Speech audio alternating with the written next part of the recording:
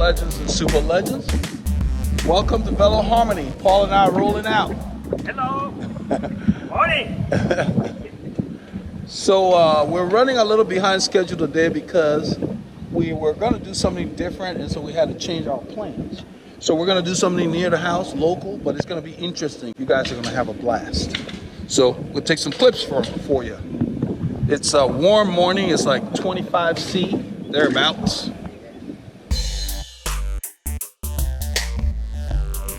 On this ride, we went through the Woodlands and into Tomball. Just a few rollers, nothing too drastic, up to like 4%, especially in Sterling Ridge here. We used the main highway here, bypass right there, and cut through the overpass to go to Tomball there. And we went to Sprint Creek Park right in there. We stopped at a store, one of our favorite stops, and then took the bypass of Tomball there. We ran into a detour before getting to 2920. And on 2920, we basically wrapped up the ride. It was about probably 3 hours plus. It was a good ride. But we stayed close to the area. So, let's roll, my brother. Let's do this. All right. Here we go. About time. Yeah, no kidding, man. Freaking. That was nice. Look at the bend on. Yeah. Okay. Look at this bad boy.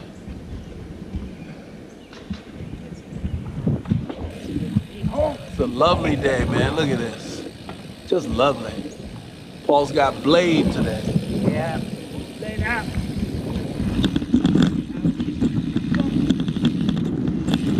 So I was thinking if when we get to the turn circle, we'll turn left. You know how we used to do a long time ago.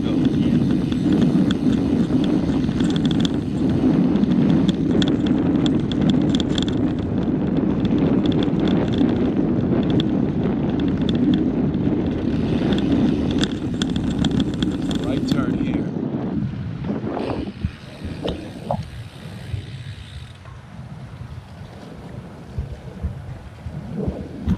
So we decided to do something local today, close to the area, but it's going to be interesting.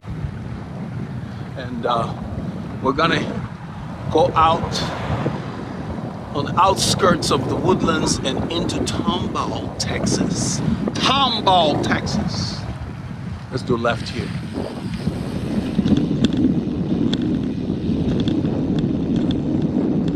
There's always leaves on this corner.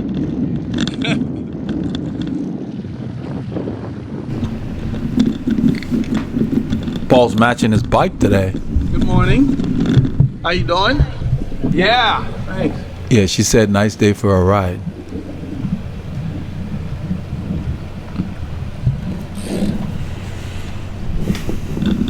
I'm gonna put on my rear light. If you need to stop, that's okay, because sometimes you have trouble. You can stop here. Oh, it's steady. It's steady. Push it one more time. Now push it one more time. Yeah, it's okay. Because there are two blinking modes, remember? Yeah, we had the solid blinking, blink. The two blinks, one is high powered. So I think you've got it. If you pushed it again, which it looked like, yeah, you're on the last one. That's what you want. You get the most battery life out of that. So those lights have multiple modes, so Paul was setting it to where he would be on the lowest mode. Mine should be on and blinking. Yeah. So I got it on the lowest mode, so I set it on the 4th cycle to make sure that it's blinking. Yeah, the lowest setting there for the blinks, you get up to 9 hours of use out of the light before you have to recharge it. So that's why we go ahead and use that setting. This is a day of days. Riddick. The Chronicles of Riddick. This today. So So right there, you see that bird flying really low. Look at it. Look at that bird. Flying low. Clear. The animals were So out it's in clear, force we roll today. through.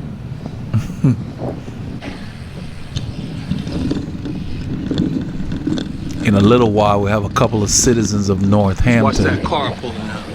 Yeah, we move over in the left lane because this car's backing out. We want to make sure, just in case.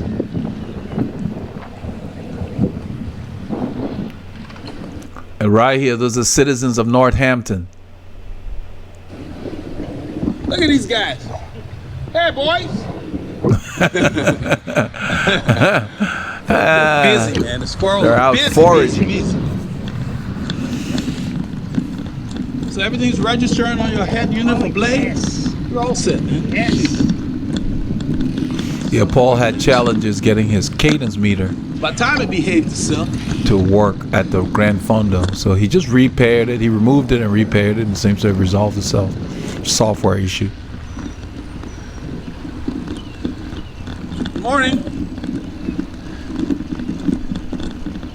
Neither be yelling at the golf carts.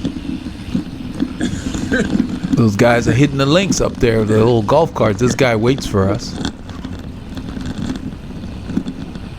So I waved at him. Boys are hitting the links. It's a beautiful morning. Everybody's out.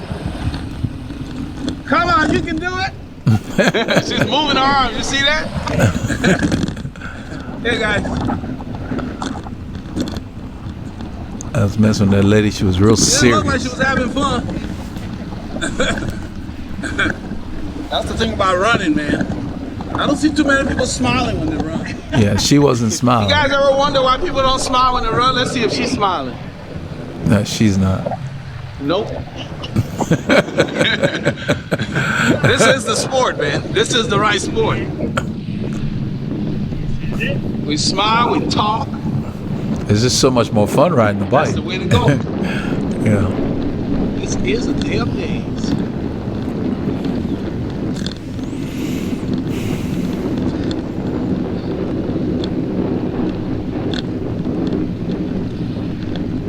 Oh, this is cool. We're warming up at 26 kilometers an hour. That's usually our full-time pace out there.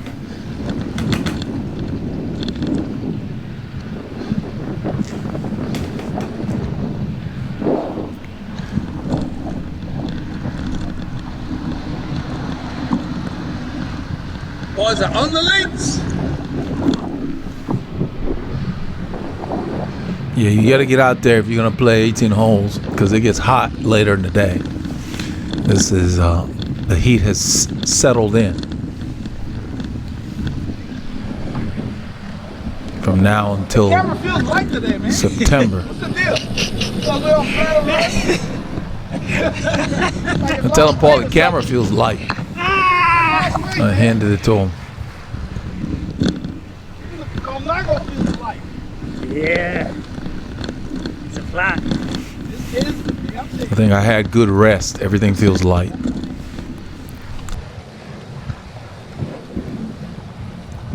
So right here, this guy's been sitting behind us. So I waved him over so he can go ahead and pass. Nobody's coming.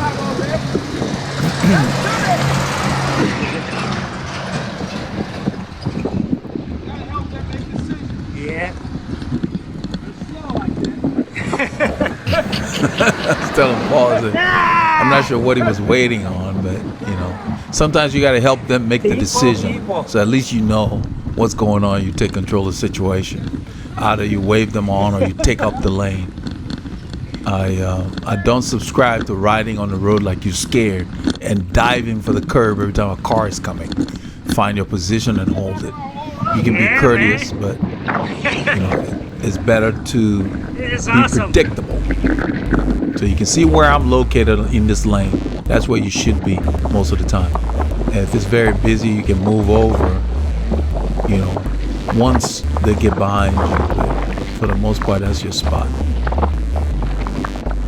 We intentionally pick roads that are not heavily traveled anyway, because we want to work out. We don't want to deal with traffic. Yeah.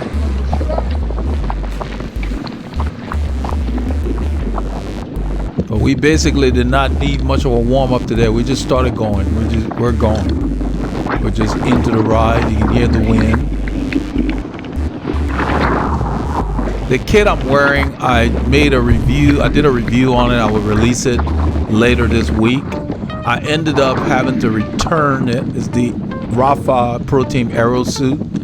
I ended up having to return it because even though the pocket was reinforced, you can see how my pockets are loaded. I had a problem with the fabric pulling away, but the reinforcement stayed in place. And so I contacted them. I had bought it on sale for like half price. And Rafa, to their credit, gave me the full value for the current one because they're sold out. You know, with the sale, they were sold out. So they gave me a voucher at full price, even though I did not pay full price, so I can just go ahead and replace the kit. So now I'm torn between whether I replace it or use the voucher to get other pieces, because the fact that it's black, I had planned to wear it in the fall, winter, and spring. And now it's summer. I know they got cold black technology and all of that, but I prefer to just wear lighter colors. So I may just go ahead and use I've already received the voucher. I returned the garment to them.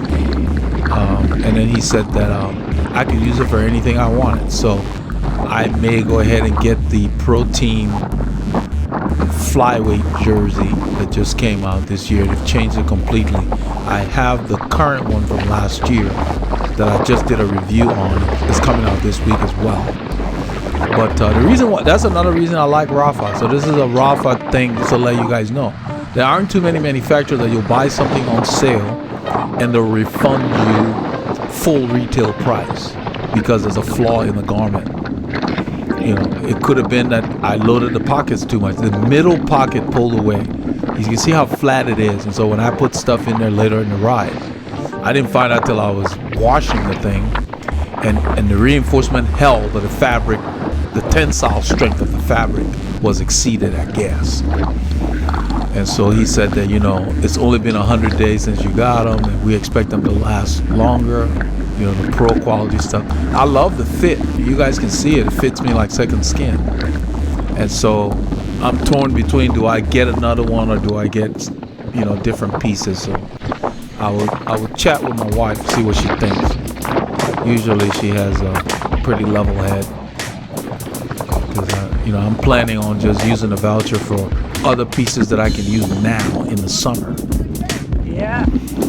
And then get that later when it goes back on sale in the fall, because I know they'll put them on sale when season changes. But on the ride, this kit performed brilliantly. It's like you put it on, you just forget it.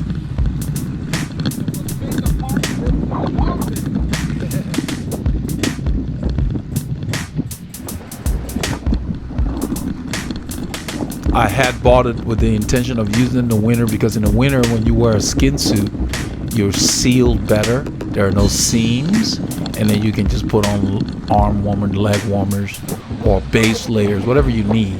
But everything is sealed. So I will definitely be getting the current version. They came out with a new one for the new season. It looks the same. I think they only did black for the new season because they had a black and a light blue. The top was light blue, and the light blue didn't sell. The black sold. So I'm on the fence as to what I'll do, but you know, I'll make a decision soon.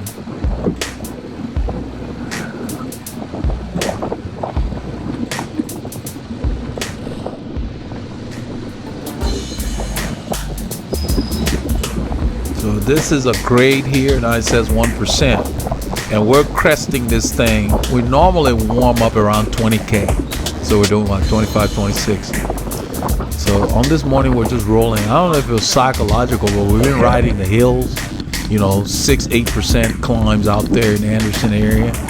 And so we came back to these 3 to 4%ers and we're just rolling. I mean, you know, even out there, you come across 3 and 4%ers. So it doesn't really matter. Oh, I was telling Paul, I tell him later in the ride, I said, you got to respect this course. Because this is a decent course to have close to home so you don't have to drive anywhere when you're pressed for time.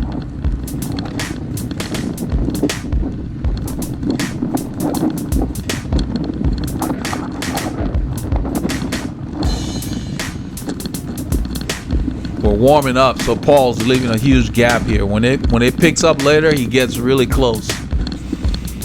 Because, you know, we're just kind of rolling. We're just kind of getting into the ride. 16 minutes into it.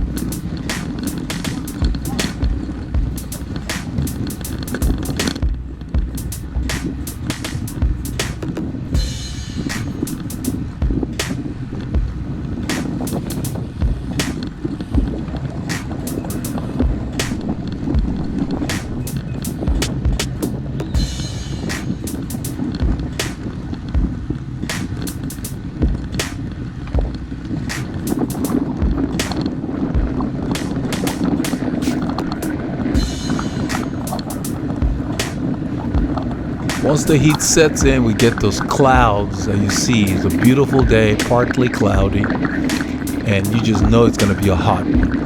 But if you get back by about noon or noonish, you should be good. Because the hottest point of the day is around 2 in the afternoon, about 2 p.m. That's when you don't want to be out there. From 2 to like 5:30, it's very hot. And about 6, it drops off.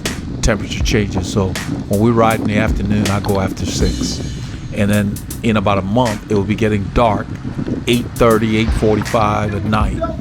So you can still go at 6 and get a good long ride in. And it's very nice after 7 o'clock in the evening. That's the reason I'm breaking out all the flyweight stuff. The heat is here. Yeah. You want to stretch it to Tomball though, right? Yeah. So Paul's asking whether we're going to Tomball, because we were going to probably go through another route to Dobbins, Huffsmith.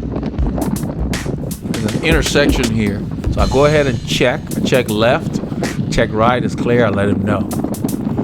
I always check left first. I check the lane closest to me first, because that determines whether you have to stop or not, because that's proximity.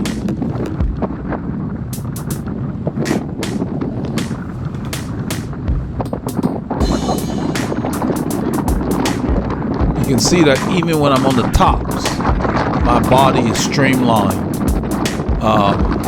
versus sitting upright and catching all that wind. That's a classic road position there. Anywhere from a 39 to 45 degree angle, thereabouts. Everybody's different, everybody's shaped differently, but generally that frontal area should not be at 90 degrees. That means you're just sitting straight up. You can see my cadence is up. Early in the ride, I'm trying to wake up my legs. That's the reason I wear those shoes. You can see from this shot, even though my skin is brown, you can't really tell because of the shadows. It looks like I'm wearing a full-on skin suit.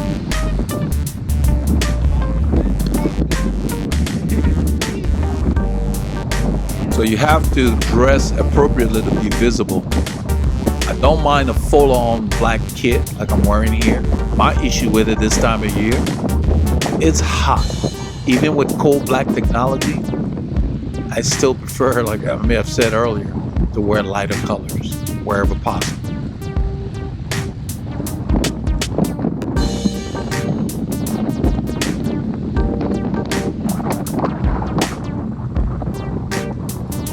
Anything that reflects the sun is great in my book.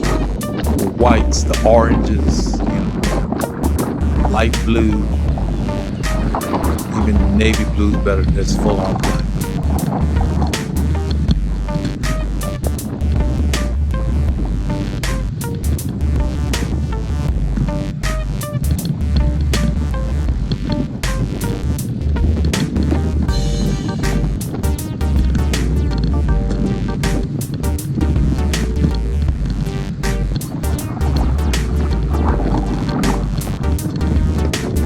Moving around 18 miles an hour here.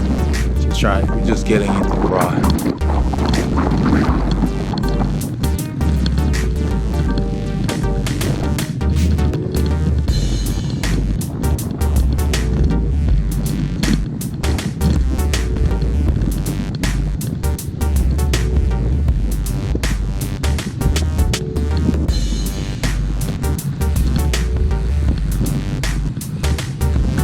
let Paul know it's clear.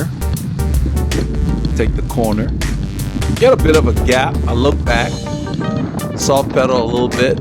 I tap myself to let him know, get close. We already started late. We decided we were going to just give it a stick early in this ride.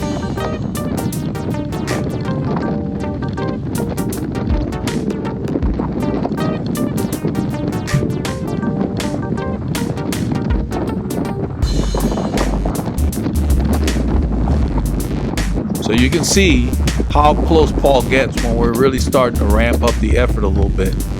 We're right about the bottom of tempo, top of zone 2, according to what you see on the screen there. But I'm basically riding at what we call sweet spot. It takes a while for the heart rate to get there. But look at the temperatures, 26 C already. This is 9:16 in the morning, it's 26 C.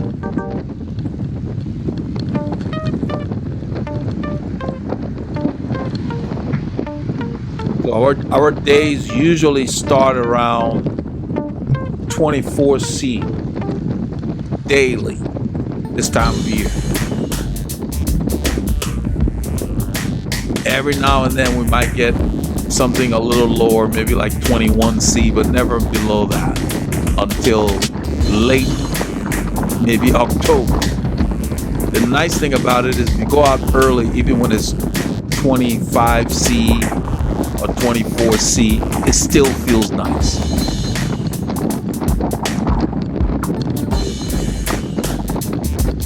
We had a slight downhill and we got a bit of momentum, so I just let my cadence roll with the gear I'm in.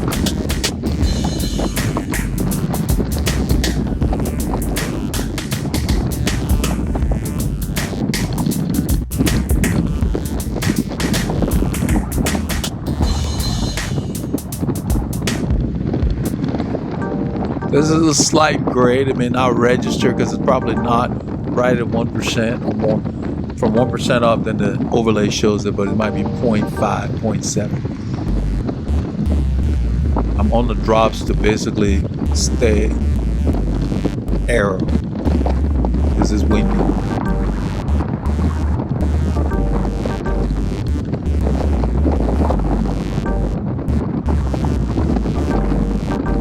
There was a slight descent there by -2, and then pretty much settles into a flat road around this curve.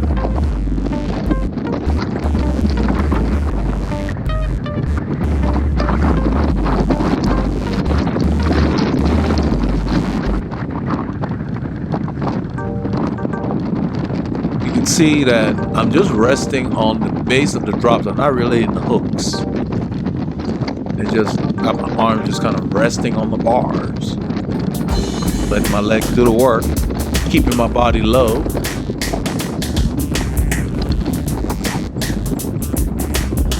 You see, because of the shadows, it looks like I'm wearing tights.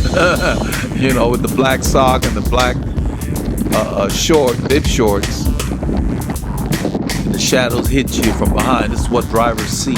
So with those shoes, they see, and of course my tail light. You know, I'm stressing that so that when you guys dress or when you buy shoes, buy accordingly. I know a lot of cyclists like black shoes. That's fine. If you buy black shoes, make sure there's a piece of white thing on your sock. Like you see that little white strip on the back of my socks. They see that. You don't want to be a silhouette when you ride. You want to be visible. This goes up here, 1 point something. And all I do is I downshift a bit to keep my cadence up. I'm not concerned about the speed.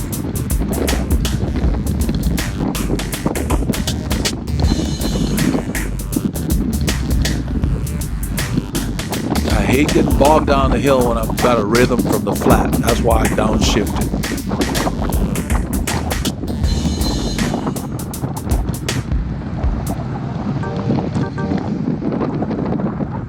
We got up here pretty quickly. We got up here with a head of steam. I was right at the bottom of zone 4. That's the sweet spot.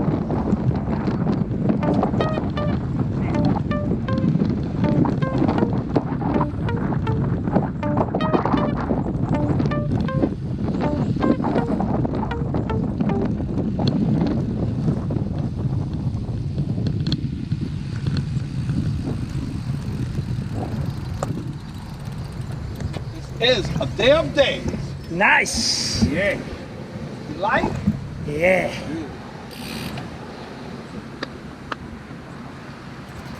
Paul said he liked the pace that we're holding.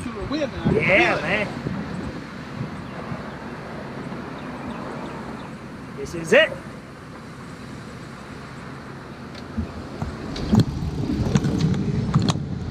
There are some cars behind us, so I take a wide turn and I wave them on, and then they drag their feet.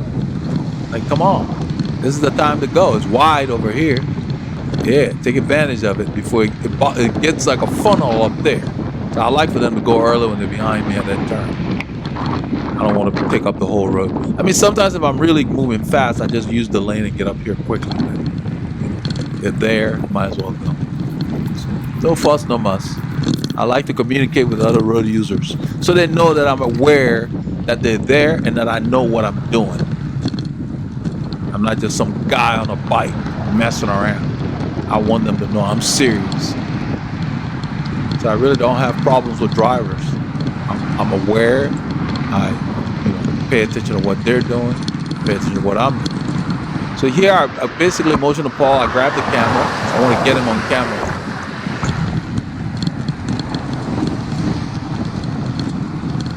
And he gets through and he's spinning like crazy.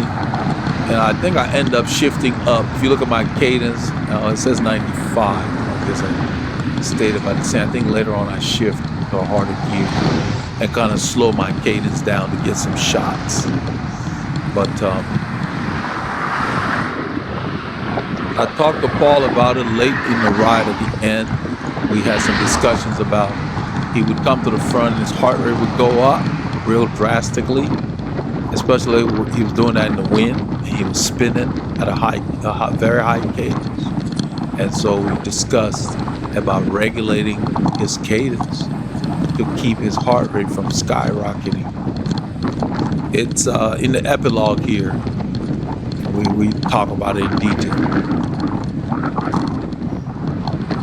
The post-credit extras. So he's holding a good pace here, 35 kilometers an hour, 36. I'm spinning at 102.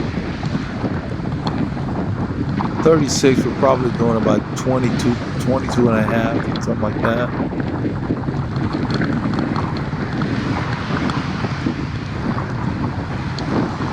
So I'm probably in a 19 or 17, probably a 19 spin.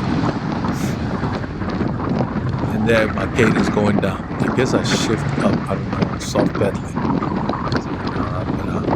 I don't do a whole lot of spinning here because I figure I'll let Paul pull up to the light and I'll take over for the climbs on Flint Ridge because I plan on us riding them up and down, not freewheeling.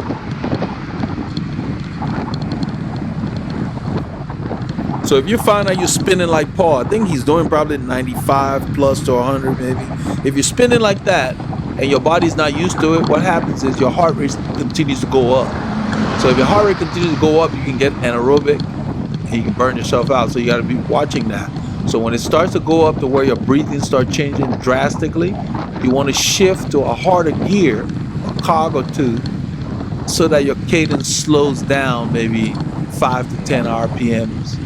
And that way you can catch your breath and use the muscular system at that time. This is what we discussed in detail at the end of this ride.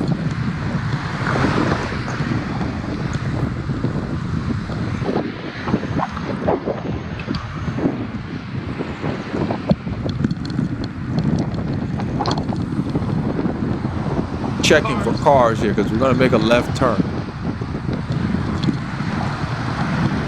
One more. Tell him one more. Clear. So even though I said clear, if you notice Paul looked back before he went. Always do that because things can change. And somebody may not have looked carefully enough.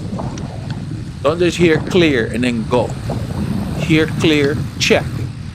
Make sure you see that it's clear before you go. Good pull. Good job. I speed it up here. The light changes, and I think I'll give Paul the camera there.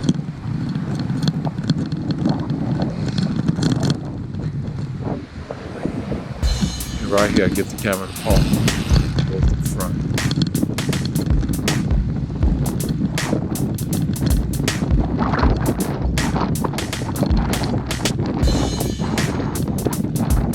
So when you're riding in the group, resist the urge when you get to the front to kill yourself.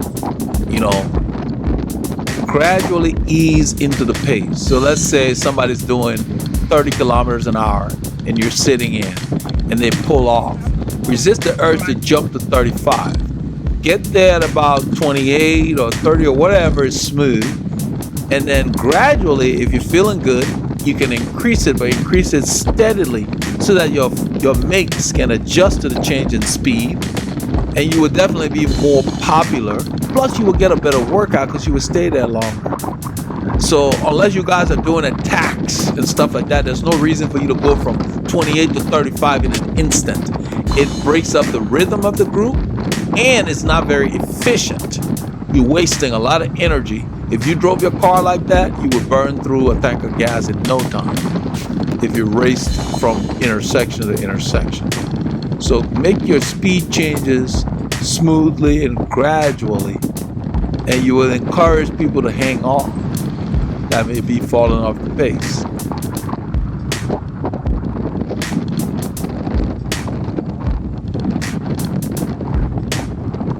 So right about here, I see that climb up there. That's the toughest one in this direction on Flint Ridge.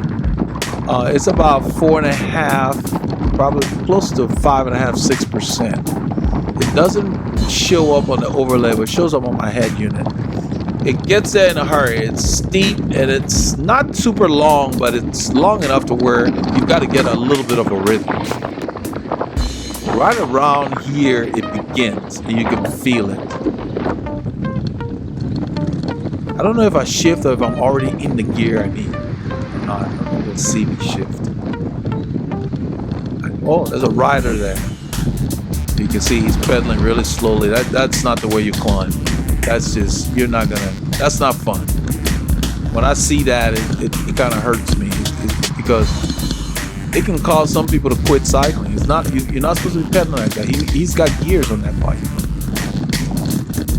That other rider is riding off the road, should be on the road. There's no point in going into the intersection, that other lane in the intersection, then you dart back on the road. That's not how you should ride. And those of you who are new to the channel, go to my website. I have all the phases of cycling there. I've built an archive, a pictorial video archive of all the videos I've made, consistent with the playlists on YouTube.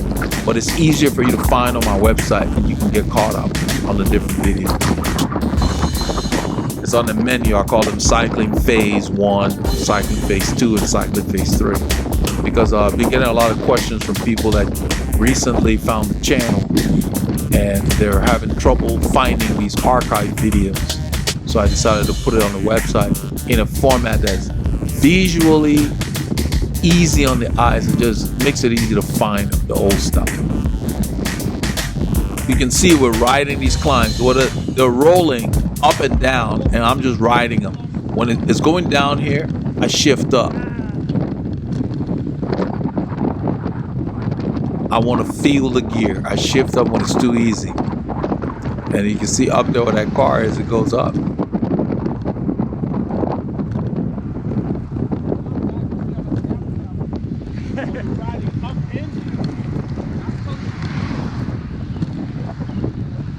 If I were climbing a mountain pass per se, I would probably use my orange bike. It's the lightest of the three that I have. The blue next in line. The Colnago is just my bike of choice because of the stability it gives me. It just feels rock solid on me. And it seems to soak up the bumps so much better.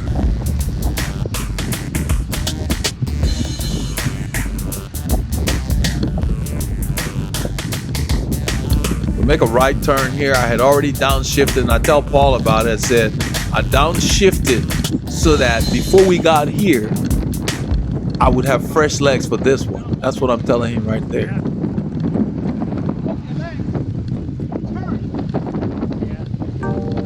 You got a long climb, don't blow your legs in a big gear. Keep your cadence up. 75 plus.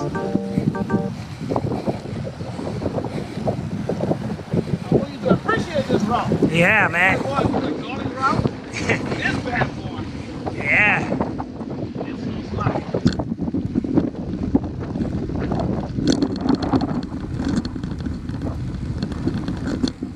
So this is a mild grade over here. We get up to that traffic light, and we're trying to actually make it because right here you see it changes. I tell Paul, and I pick it up. But it's a very short light. Because they've got this lane closed. There's a triathlon going on in the Woodlands this weekend. We didn't know about it until we got out here.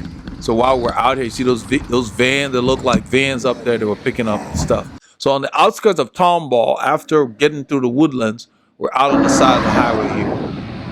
So you have the face of this one facing up.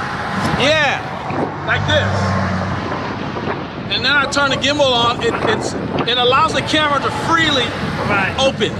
Then when it's this way, when it's that way, it tends to touch the body of the gimbal. You've noticed that. Yeah. This is the best way to turn it on. Yeah. We're headed towards Tomball, Texas. We got glass all over the place. There's glass on the right line. That's what Paul is standing A lot up, of glass over taking the weight off. We were discussing the gimbal. I'm always finding different things about it as I learn more about the gimbal that helps its performance. And we had challenges on this ride with the battery quitting on us kind of early. So I went and read up after the ride. And so whenever I learn something new, I share it with Paul. Because the documentation on the S1, the removable S1, is not very comprehensive. So Paul asked for the camera here. He wants me to climb, to lead the climb.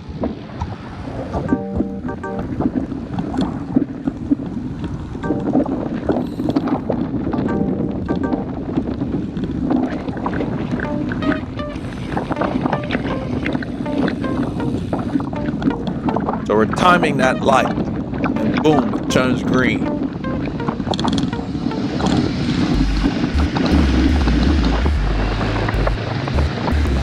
And so even though we're timing it, we're not the first to go across. You never want to be the first to go across when you're not at an intersection and been studying the cross traffic. People can run red lights. There was a white car that went through first, and then that truck started to go before we got there. So I knew, okay, because I couldn't really see the corners to see what was going on. Even in my car, I don't like to be the first to go across unless I've been studying the traffic. You want to just at least hedge against the people that run red lights sometimes.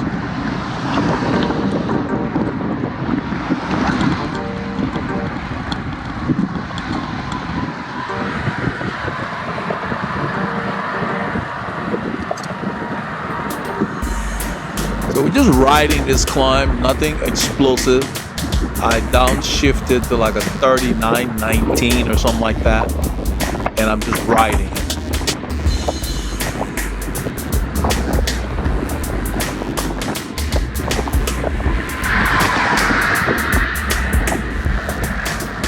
You don't always have to ride a climb in anger, as the Europeans say.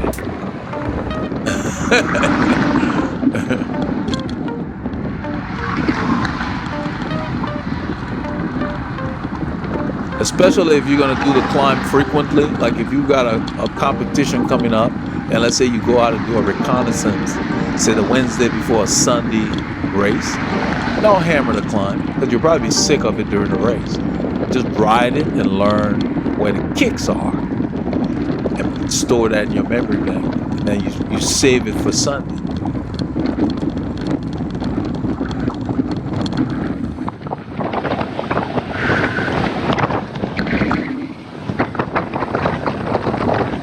Get a drink here, and what I do is I place my electrolyte upright on the seat tube in that bottle holder, and the water is on the down tube. Because when you bounce around a lot, sometimes these bottles can leak. I mean, these are really good, the elite bottles. But just out of habit, I always keep my electrolyte standing upright. Just eliminates sticky stuff leaking on your bike. Yeah. I was telling Paul, we're riding into the wind up that climb. That wind is blowing straight to the south. That's why it's hot. The wind's blowing out of the Gulf.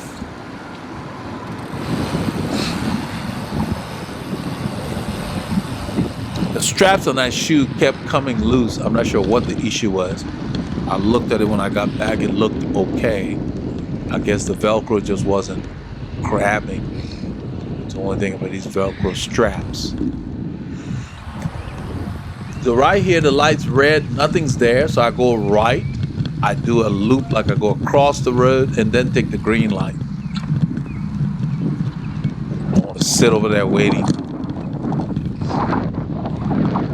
We're on the outskirts of Tomball here. We're headed towards Zion Road.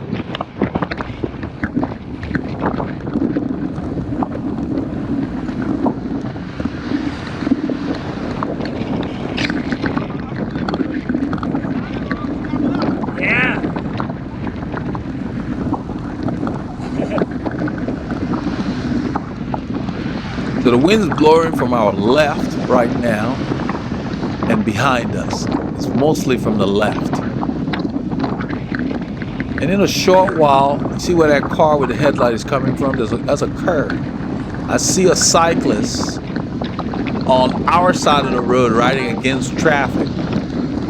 You can't see him here, but I can see him. And I think I freeze it here. There he is, right there. He's coming across the road now.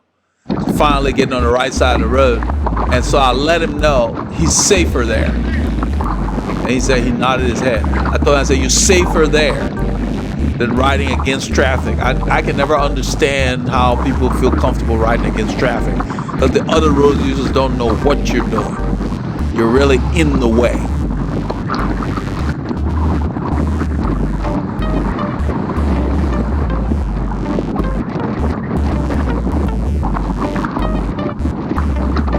It's one thing as a pedestrian or a runner to run against traffic because you're running off the road. You're not considered to be part of traffic. But you're on a bicycle and you want to be traffic, then you need to be like traffic. You can't have it both ways. Either you're using the road or you're not.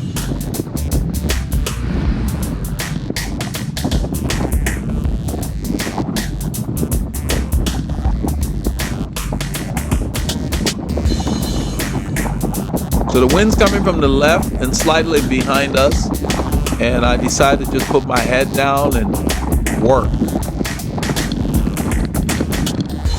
I'm sitting where the right tire of the cars usually ride, because like a little ways down, they've been digging around here. They're trying to do a lot of work on the culverts because of the flooding that we had last fall. They're doing a lot of improvement to the drainage systems in the area. And so you run into a lot of that.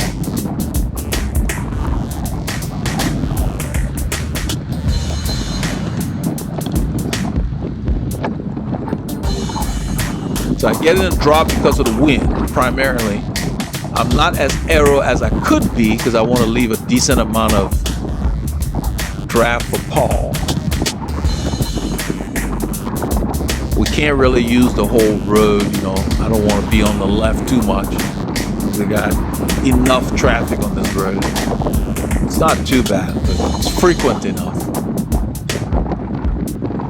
And the wind is kind of swirling around. I've dubbed it, but you can hear it. I try to get the volume close to what we're experiencing when we're out there.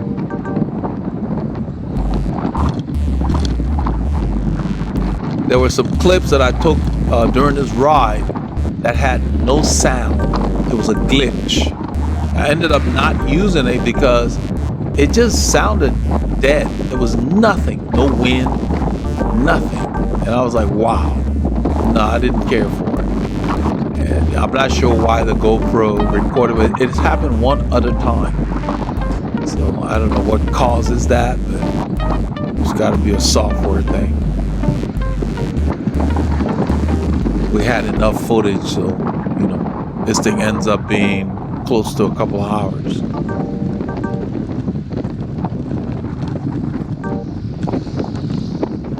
This is a grade. It may not register. It might be 0.7, but we're going uphill.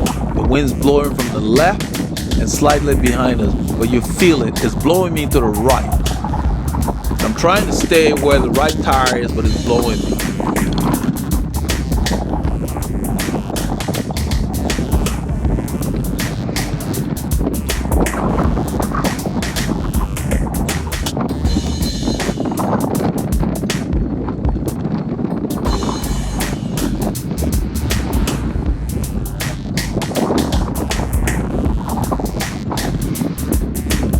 Riding in what I call sweet spot, for me anyway. So what you do when you're riding with people is, let's say the pace I'm holding here is too easy. What you can do is come to the front, take a pull, or sit in the wind, sit on my left. There's a lot of things you can do, especially in a small group, to where you don't have to be at the front to get a workout.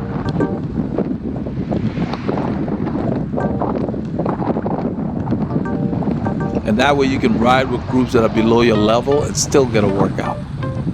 Yeah, this guy is passing at the corner, which is weird. So I just wait for him. And he goes, and then I resume. We were taught in driver's ed, don't pass at the intersection. I guess he didn't get the memo.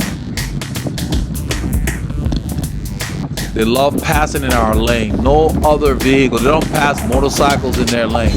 And motorcyclists ride just like we do. They ride on the right here. I don't mind them so much as long as they move over. But I don't want them trying to act like I'm not on the road. Because that's when you have problems. When they ignore that you're there. They pass too close to you. They pass parked cars wider than they want to pass cyclists, which makes no sense. You know, see, that guy passed all the way on the other side of the road, which is fine because there's nothing coming. Why not? And if something's coming, you just wait. You wait till it's safe to pass. I don't understand what the problem is.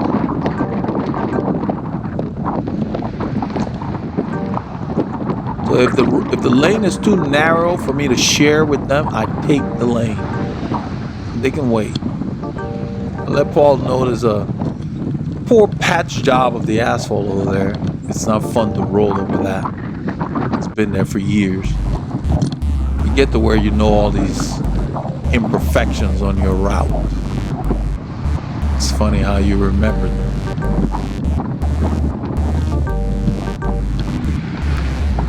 At this point, one of our legends in the past had said you were hovering by the line or something like that. that kind of stayed with me. But basically, what we're doing here is that climb over there at the stop sign. We're not going to attack it or anything, but this whole place is a drag, and we've been riding for the last few kilometers with the wind blowing and up this drag. And right about here, there's a car that comes from the left. And it ends up that the officer is behind him, and so he's trying to be Mr. Nice Guy or good boy right there. He's stopped. I told you, see my hand out for Paul. He's still sitting there. I gotta wave him through. Like, come on. So we get here, we stop, the officer moves up, and we go. Because that officer was behind him, he acted like he forgot the rules of the road. They always do that, even when you're in your car. They see an officer and this first thing they do is start braking. Why don't you check your speed first and see if you need to brake? You know the rules. If you're following the rules, you don't need to worry about the officer. He's a lot of these guys are not even, they're not all traffic officers. They got other things they're concerned about. That's what I'm telling Paul here. He's trying to act like a good boy, all of a sudden, instead of just following the rules of the road.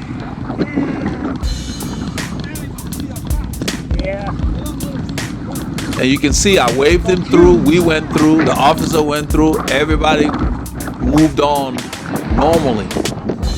When you try to do something unusual in traffic, that's when you have issues. Do what is expected. That's why I don't understand cyclists that ride against traffic. Nobody's looking for you. When I pull out of my driveway in the US, we drive on the right side of the road. I'm looking left, because that's where the traffic is coming from. If you're coming on my right, I'm not going to see you till I pull out. So if a cyclist is riding against the road, against the traffic, he is in danger, because cars will pull out and not look in your direction. They don't expect you to be there. So in the UK, people ride, or in South Africa, they ride on the left side of the road. So when somebody's pulling out of the driveway, they're going to look in that direction, because that's where people come from.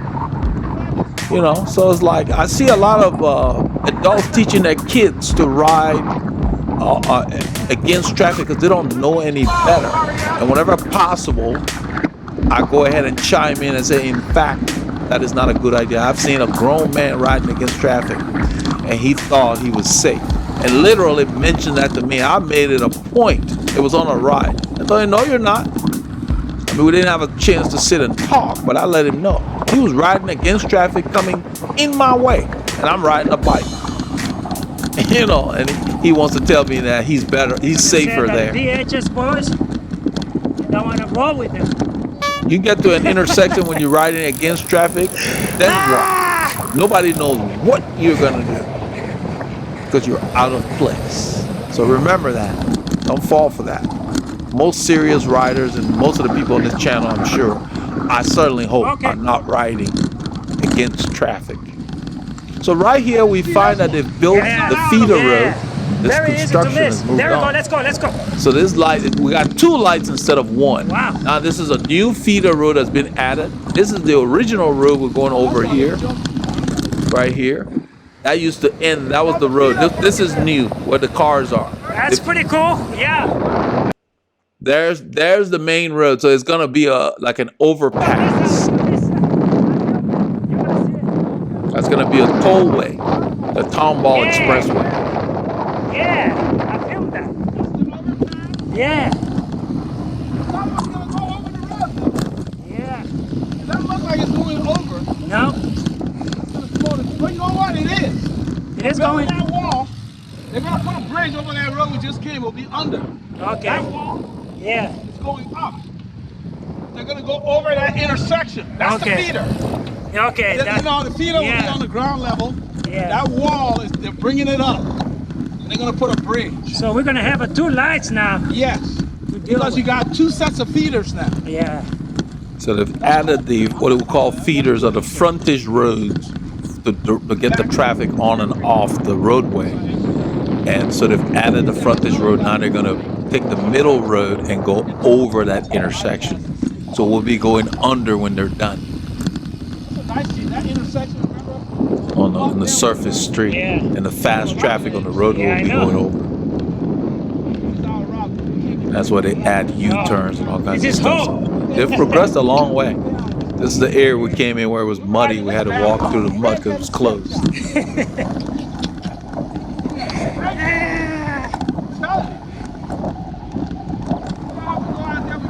So we're taking our old shortcut here to go into Spring Creek Park.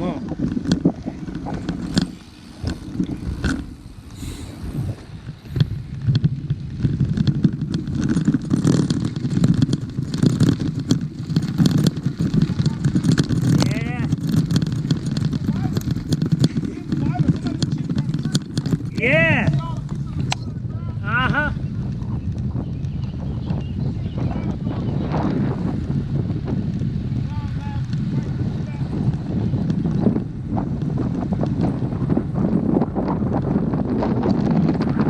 I was telling Paul, I was hoping there's a brown Labrador that's out here. It's really weird. He's not outside. It's hot. I guess he ain't outside today.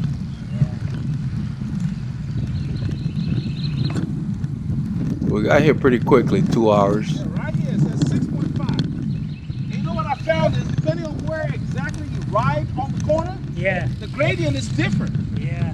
Same thing at that golf course.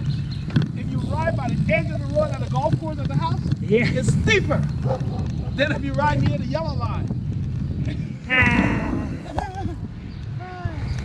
Amazing how these roads are. Yeah, man. Like the same thing when you're climbing a mountain around those hairpins.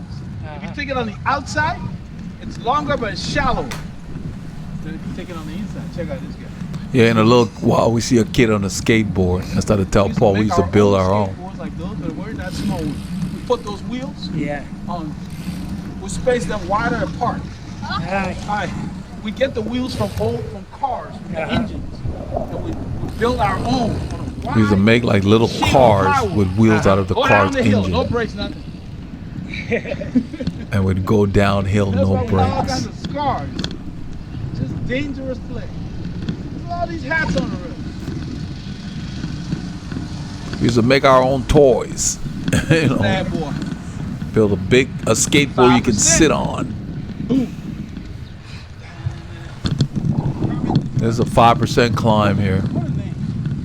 This is King. We're just casually riding it. So I don't know what gear I'm probably on 53.23 or something like that.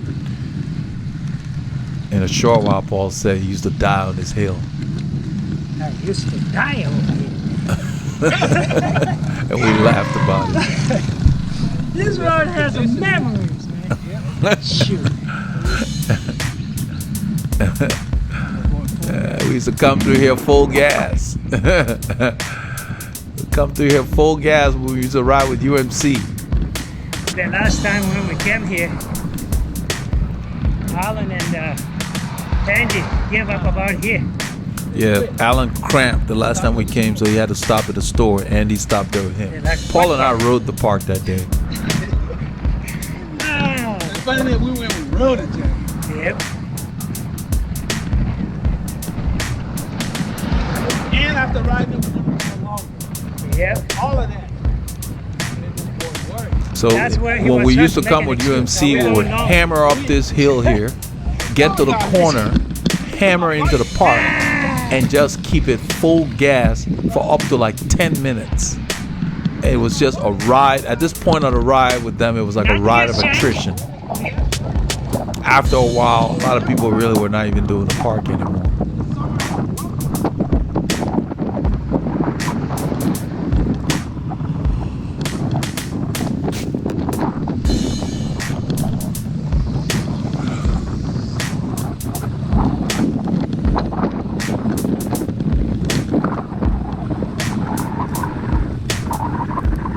I'm checking for traffic. Nothing's coming. Let Paul know. You can hear the wind.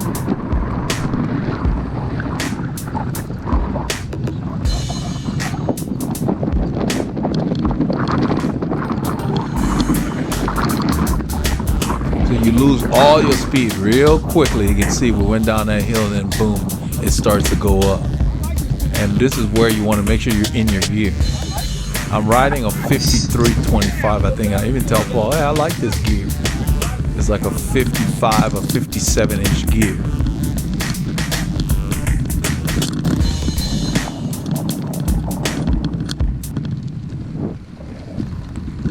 I have a 27 on the back, so I can ride the 25 without cross-chaining.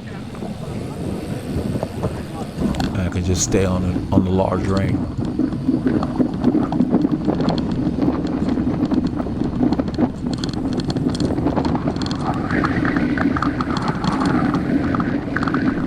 Hear that wind whistle.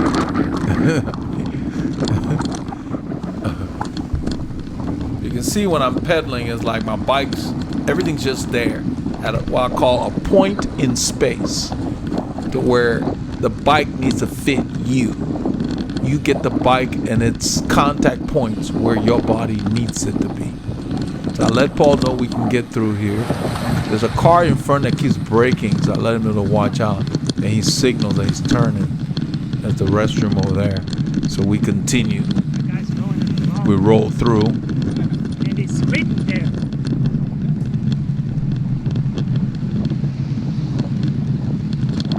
You can see I'm pedaling at 100 RPMs. It really doesn't look that fast to me, anyway. I guess. If there was no display, I just dodged a hole there. I used my hip to dodge the hole. It's one of those holes that comes up on you. It's not clear. It's like a concealed dip. I hate going over those. It surprises you.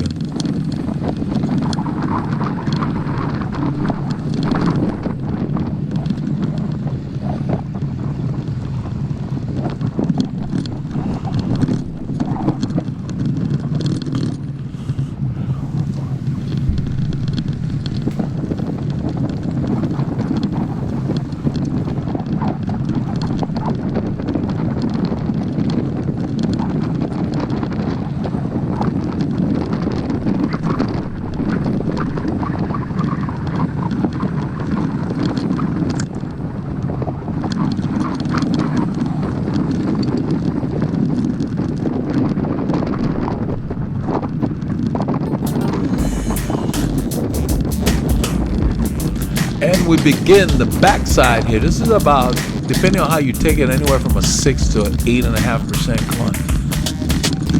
It gets there in a hurry. We're just kind of riding it today.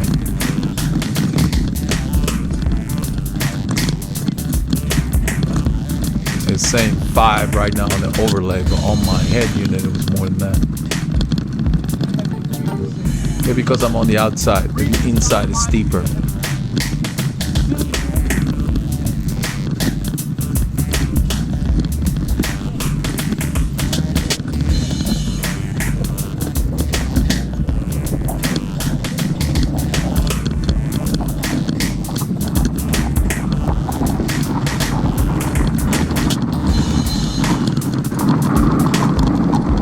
Couldn't take a very good line here because there was a truck sitting right where we normally cut across. It's a parking space. You can see all the lines, and he's parked there. So that wasn't the most efficient line, so I couldn't carry as much speed through there.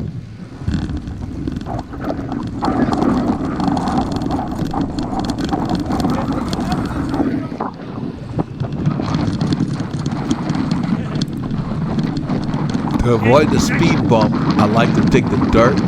Oh, they painted it now, so that's good. It's about time. Painted in yellow. Now you can see it.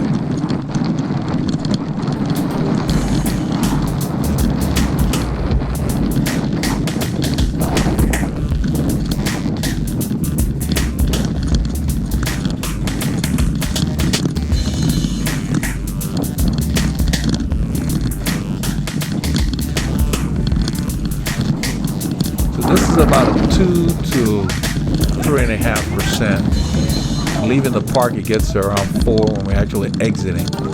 But we're just riding zone 1, maybe zone 2 effort.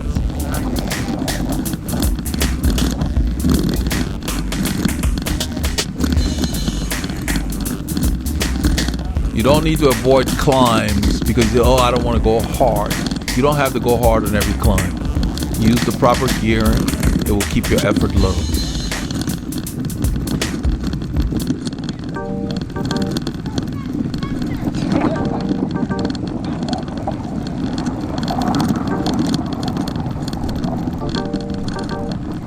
Let's put you on the bike and see how fast you're gonna go. What Paul was talking about is there was a lady on the side that said go faster, and I kind of laughed. He said, let's put you in a bike and we'll see how fast you go. She was like, go faster. And I laughed.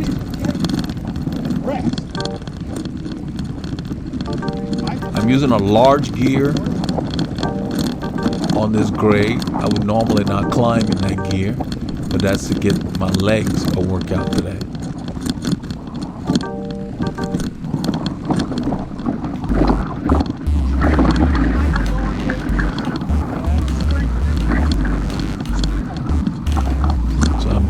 Doing something different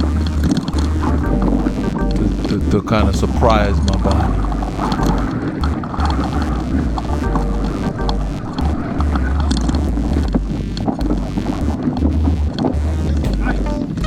Okay. We're gonna go see shop. I told him that I was out of water. I wanted some ice because I still had electrolyte, but it was warm. And he said, let's go see Sean. Sean is the guy who runs the shop right down the street from here.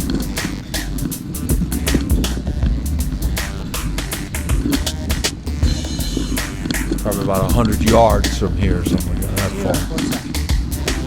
So we check for traffic. Nothing's coming. We're climbing 1 to 3% out of this park.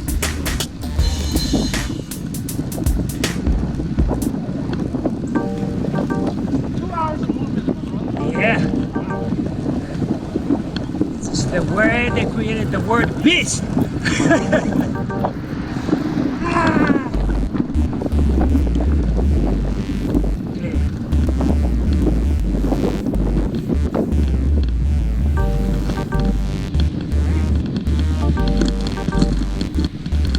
Yeah, man. Tell you boys, they better eat the Wheaties.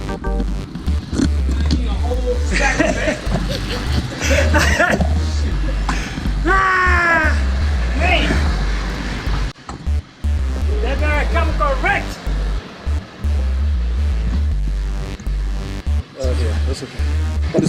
You can set it any way you want. Okay. It's on lock. Then I'm gonna power it off so I can hold it. Yeah. You can do the same thing. You can just power it off and hold it. But once you power it off, it's weak. Let's get some ice. So, yeah. So I'm gonna do this, and then we can take it with us inside. Man, Yeah. this is a day of days. Hey, Sean, how you doing, my brother? Yeah, Paul, hold this. What's going on, Sean? Okay, man. Surviving the heat. Oh, not yet. Come on now. Yeah, it's nice though. It's nice out. Right now, it is. Yeah. Yeah. This is a day of days. Sean, have you seen the movie The Chronicles of Riddick? No. Oh man, you gotta catch up. That's a mean movie. It's a trilogy. It's Vin Diesel. Vin Diesel's in it. It's old. No. It's how you call it? It's an adventure movie. No, it's not comedy. It's a serious I like movie. adventure movie. I like, something that's Laughing? laughing or something with, Yeah. See, I don't like Spider-Man, Superman, and all that BS movies. I'm sorry, I don't like that. It's just Well, imagination, I mean, the thing is that you kind of have to be in the mood for certain movies. So yeah, I understand that. There are times when I want to just watch, light stuff. Yeah. I watch all kinds. Sometimes I just want to watch cartoons. I don't even want to think. I don't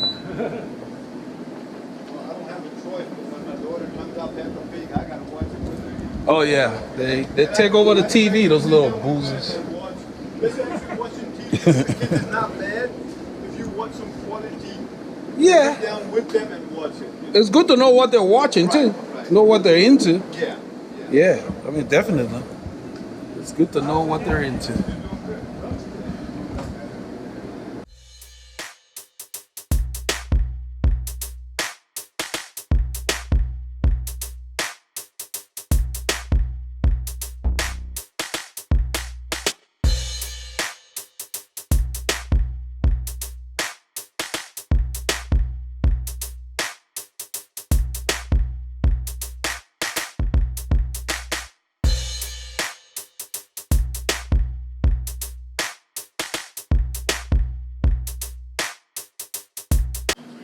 So I told Paul, I said, we can go anywhere we want to go, all the exotic places, but we still got to come back to our route. This is the route. This is home. So we're going to come by periodically.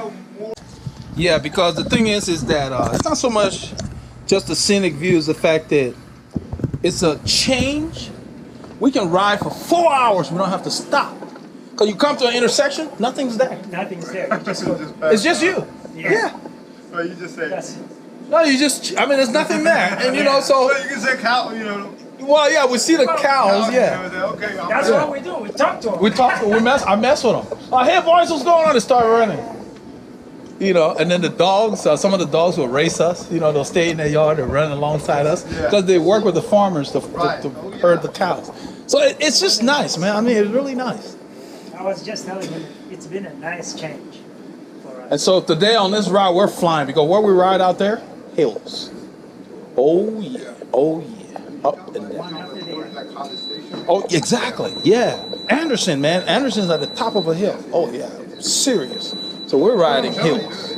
So today we're flying. Yeah, we're flying. All right, my brother. Let's wrap this up before it gets too hot. Okay. All right, Sean. We'll see you again. We'll be back. Wrap this up. Let me put this up here. Let's see. Oh, yeah. We're going to change the battery before we leave. So what I do is set it here and then turn this off. This was a nice stop. Yes. Well, I was out of water because it's warmer. So I've been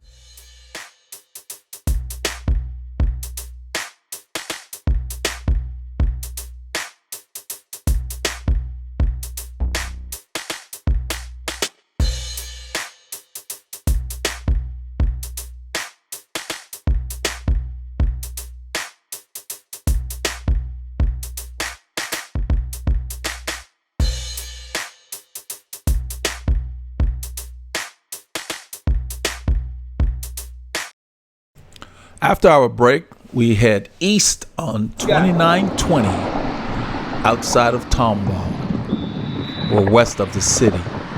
On this stretch of highway, these people park on this side to go to, there's a nursery down the street with not enough parking. Plus Alice. What's this called? Business is They good. need a parking lot. Yeah, they need to get a parking lot or something. Must be good business. Because it's a nursery, I think. So we're using the right lane. We got a local nursery around here. All these people are parking to buy stuff.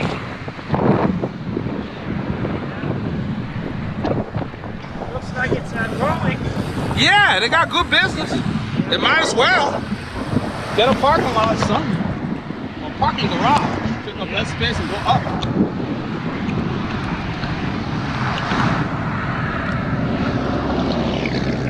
At this point, I'm not aware that my bags in my pocket are coming out. That's just trash from there. Banana bread and other things. I stuck them in my pocket.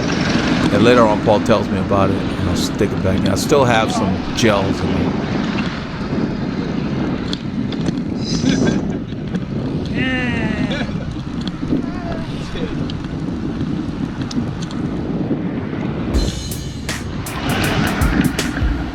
So that is the classic road position you guys are looking at there.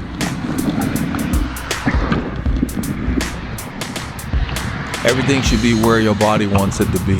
You don't need to be a gymnast to set up your bike properly.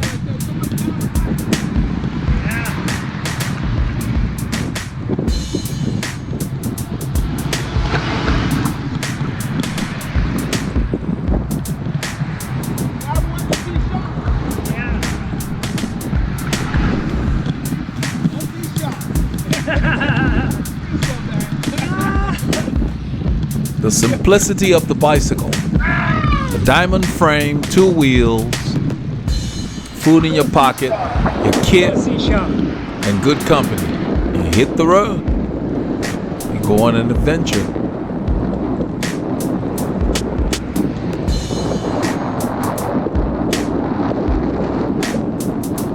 The freedom, just get out. You can cover a lot more ground on a bicycle than walking. And you're more connected to your environment. You remember more when you're on a bicycle than in a car.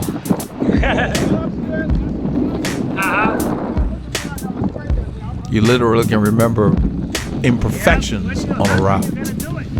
We turn here on a road called Calvert Road. The city's straight ahead. We don't want to go there because it's congested, especially it being Saturday, close to noon. A lot of shopping centers and stuff. So we go on the industrial route. We've done this route before, but on this day we found out that some of the work in preparation for future rains required that they close our route, part of the route. So we end up going through it anyway. It ends up just being a lot of dust, not sand.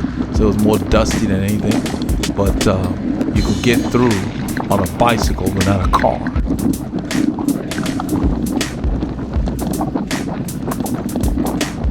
And to be safe, we went ahead and unclipped, and I just kind of one-hopped it through there. I didn't want to ride just in case there was some sand under the dust.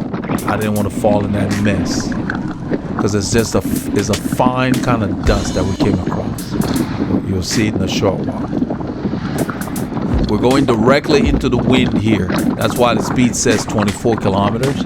And this is a slight grade, a false flat.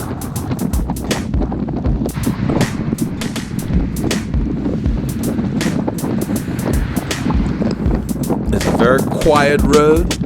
It's there's a few homes and some, industrial buildings. This particular road we're on dead ends into a neighborhood, probably about 3 kilometers down the road. We end up turning in about maybe 1.5 kilometers.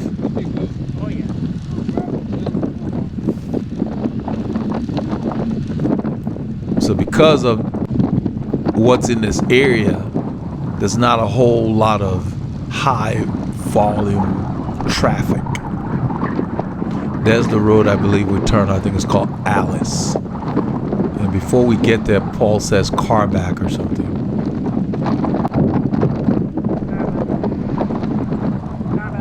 He says car back. I look back. The guy's probably 2 or 3 car lanes behind Paul. So I moved over, take up the lane, signal, so he knows not to try to pass. It ended up that he was turning as well. But that's what you want to do with your position. The reason I went across the road was because nothing was coming. If there were oncoming traffic, I would have stayed on my side, not just because of them, but that it would be because he would be forced to stay behind me as well. I moved over across the road so he wouldn't think about passing. It ended up these 3 guys, they were the ones behind us. I only saw the first one. So that's the key. Use your position so the other road users know your intent. So I signaled, I moved over, and just moved way over just to discourage any confusion. So he knew I was in the way. Yeah, there we go. What is that noise? So around here, Paul says he's hearing something on my rear wheel. Like an air or something. It's like some noise. You hear it? It's like it's whopping.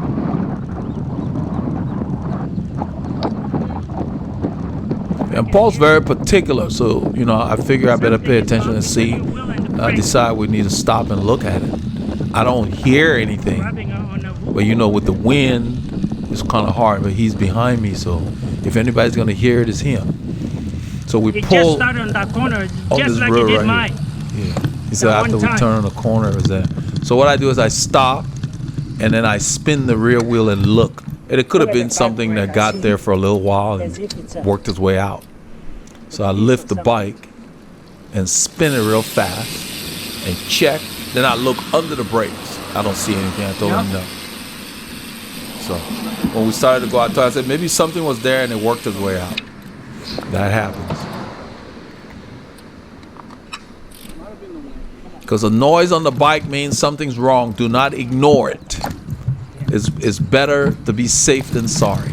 So it was a well-warranted stop. We checked. Everything's great. We resumed. So if your mates hear a noise, check it out. I'm waving a car by. He was behind there when I turned, and he was waiting, not knowing what I was going to do, I guess. I waved him by. The guy behind him is running like one of those deafening systems in the car. You'll hear it at the light. I don't know how they can tolerate that. That just ruins your hearing. It's just loud music. It just makes no sense to me anyway. Maybe I'm just too old, I guess. I never did that when I was younger. But it's so loud. And it's like, man, you ruin your hearing. You can't hear anything after a while. Even people in plants wear earplugs to keep the decibels down. So we pull up here, you'll hear his music. Yeah. Yeah. Better and better, and I just started rolling. I just continued to go. Yeah, the stuff I was pushing back in is trash. Ice on the. I was telling Paul the stuff I was pushing in my jersey that he told me to push back was trash. That's the only thing, man. We gotta carry more water or we have to stop. As it gets hotter, you have to stop. To do the same thing.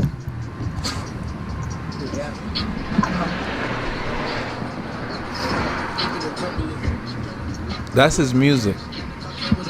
The funny thing is, that's 249 business, they call that. Yeah. It's like I think he turned it up louder to try to get noticed because we're at this light or They something. made it too. They made a toll road. Yeah, they added a toll road. The light changed, thankfully. The music doesn't even sound good. You're gonna play something loud, it needs to be something decent. So then we get to this light. The left turn light is red, and before we get there, it turns green for him, and he squeals away. And you look at the car, it looks like it's ready to fall apart. That's what I'm telling Paul. It's like, you know, the money you spend on that stereo system, you should have used to make sure that car is still going to be able to run for a while.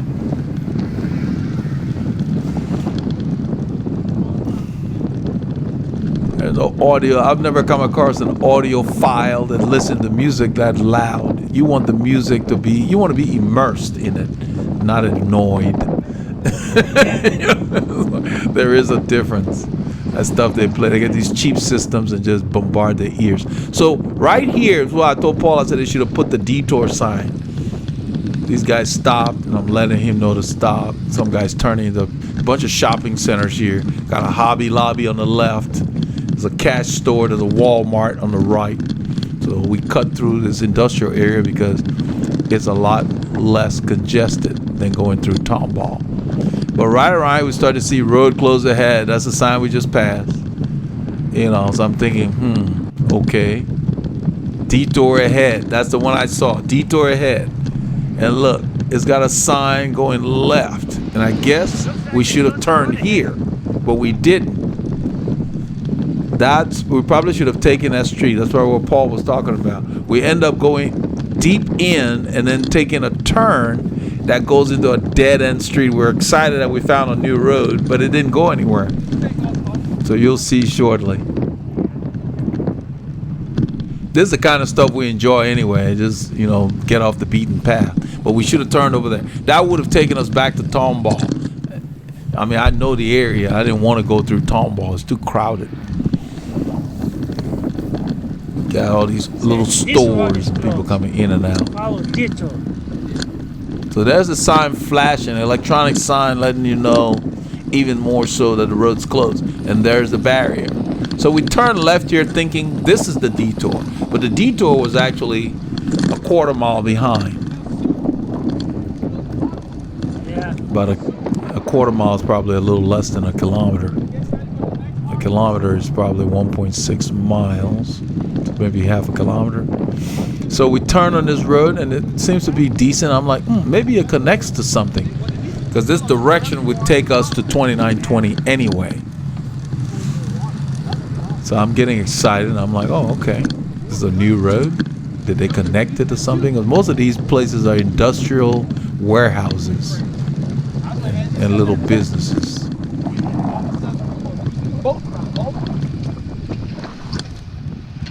Down this road. This is cool. Look at Yeah. it. New road. That's what we said about new road. A new road to nowhere. They had, you know what? This section remind me of. This is a dead This is a road. dead end. What kind of detour is this? Okay, I think maybe we miss. We have to go up and then detour close to the sign. Yeah, but they put the blockade. They put the blockade. Yeah, I think Paul had it wrong here because there's Yeah, no maybe the detour close to the detour's close sign. to that I road, think eh? we passed it. I didn't notice it when we were riding, but on the clips you can see the little arrow before we got here. So we decided we're just gonna ride back to Right. where the road is closed and see if we can get through. Yeah. Yeah. They held like the summer camp for the girls volleyball. They put the sign over here, which indicates, you see Cherry Street, High Meadow, detour is that way. So that, okay. Let's so go it's left. These guys are out of their mind. Come on. not- Okay.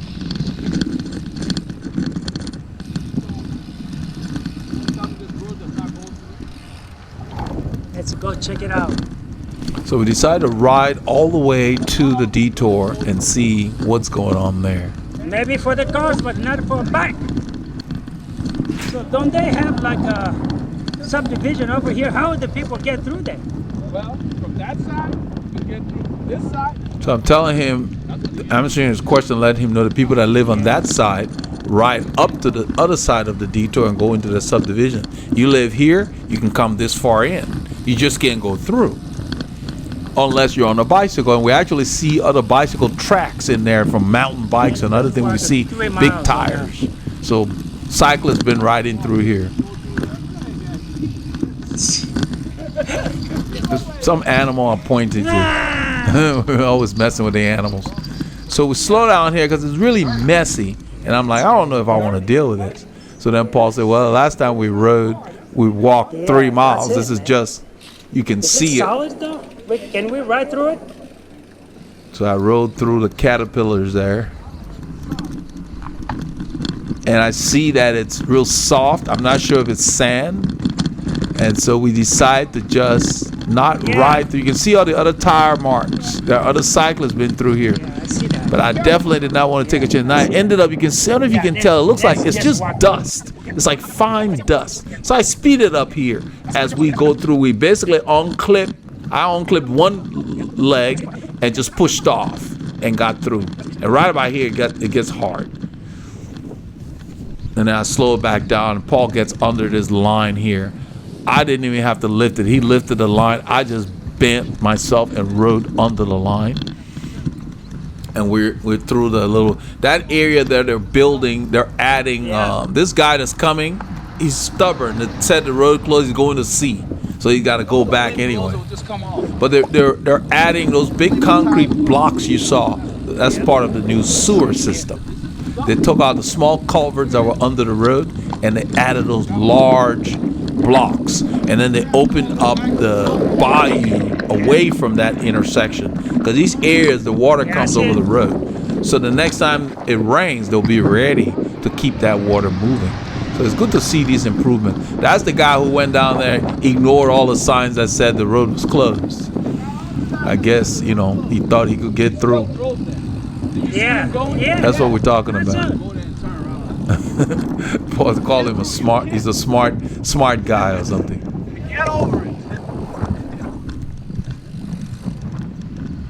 Now all these signs that tell you the road closed. If there were no signs, that would make sense. Back home, they don't put up signs, they just close the road. Find your own way around. Wise guy. Yeah, Paul called him a wise guy. I said he was a wise guy. Yeah, they got 3 signs on this side that we're headed towards that tell you from the intersection we're approaching that the road's closed. So unless you live in there, you don't need to bother going through there. The road's closed. Shut down. They got the sign right here.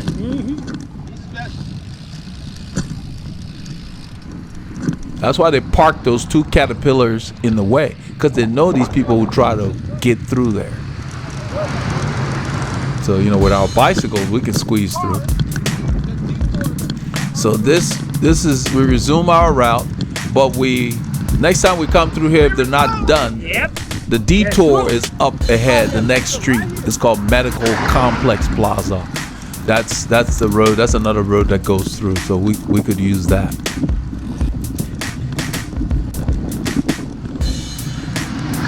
But it was just a nice little trek. I mean, it got our tires dirty and dusty more than anything. You see my tire, the sidewalls are all dusty. The dust was thick. So you roll through it, just stuck to it. It's fine dust. So it got in the cleats. The cleat felt tighter. You know, once I got home, just kind of wiped it off. It wasn't gritty dust, just fine dust. It's all the digging that we're doing, I guess.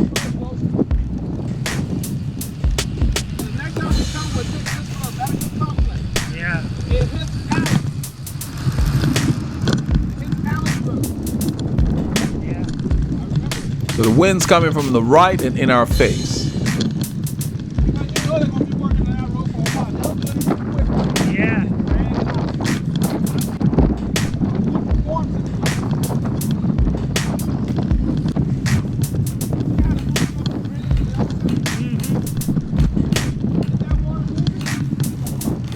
But by going around the city, we increased the quality of our ride as opposed to trying to deal with too many shopping center entrances and the volume of people in cars going in and out of them.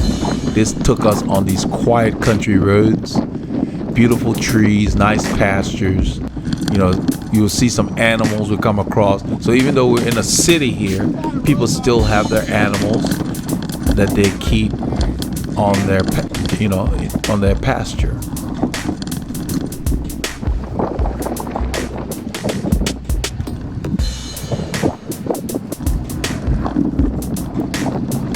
You don't have to go very far in this area to find farm animals. They're all over the place.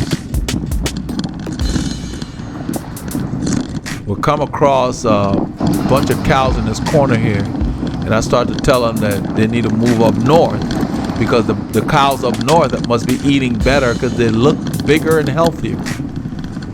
You know, maybe the grass is better out there or whatever they're eating, the hay. You can see these guys look kind of scrawny. So I started telling them, you boys need to move up north. That's what I'm telling them right there. He's looking at me.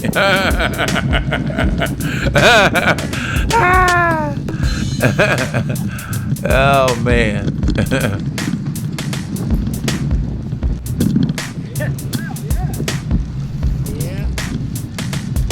We'll turn over here. I think in a little while, I asked Paul to take us to 2920.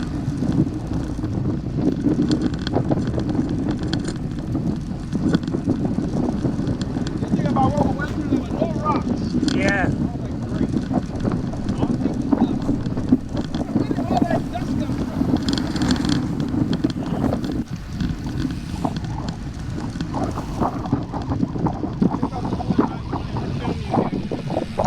Yeah, I take the camera from him, and then he goes to the front. You can see his tires are dirty too. They got the dust track on the sidewall from going through that dust, just fine dust. It was easy to clean. I just kind of wiped down the bike when I got back. There you go. Whenever I go through stuff like that, I leave the bike in the garage, clean it up before I take it inside. I don't like to carry anything on the bike inside. It's just less headache to deal with.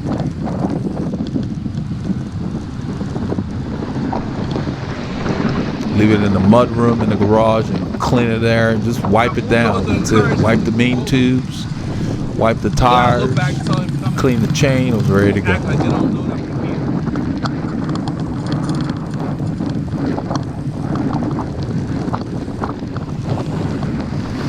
Anywhere near them, I give them the whole length. My car, I give them.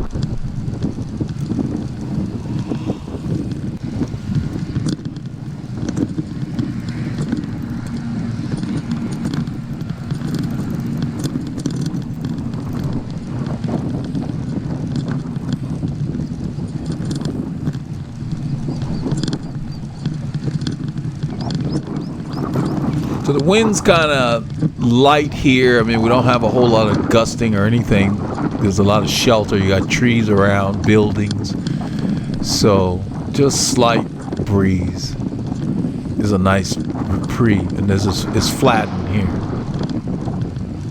So we're doing about 18 to 19 miles an hour. Warning at 249.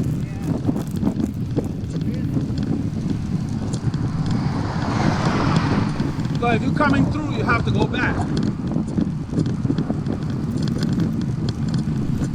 So what I was saying to Paul is if they had put the sign at 249, we would have just turned on 249 and taken Medical Complex and come down that road. They didn't mark it very well. And we approached the FM 2920.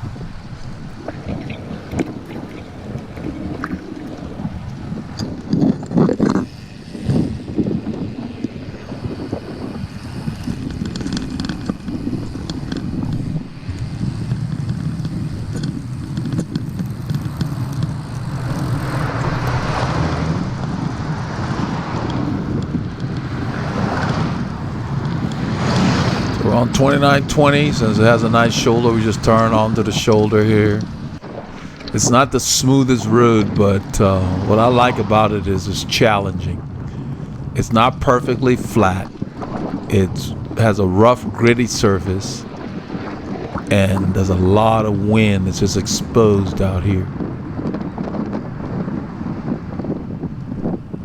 So the wind's coming from the right, from the south, and this is all summer.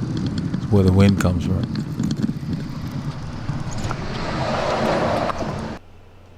I speed it up here.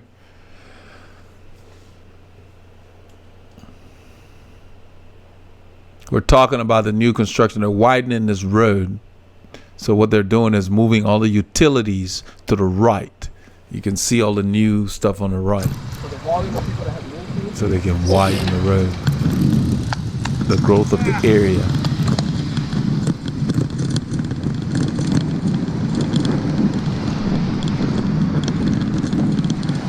So if you're not able to clip in like that, if you ever miss a clip at an intersection, it happens, and you're not sure whether you clipped it, don't stop in the middle of the intersection to re-clip per se.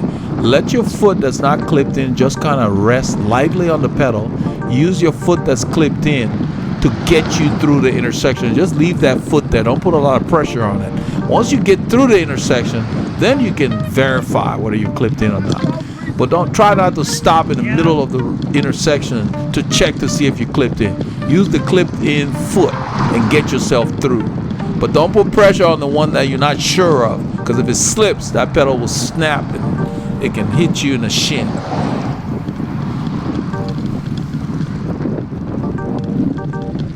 It happens from time to time to everybody, so just be aware of that. It's not a big deal. I'm explaining to Paul, this is the road that I had the blowout on in the middle of the week. And I'm explaining to him that there's a lot of debris that look just like the asphalt. So you can't distinguish them.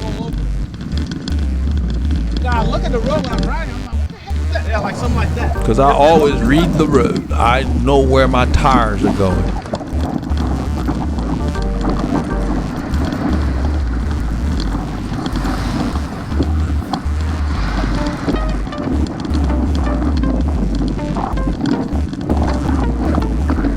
You can hear the wind.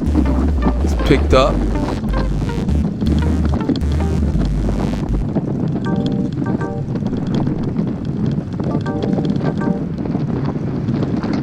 I get a drink here.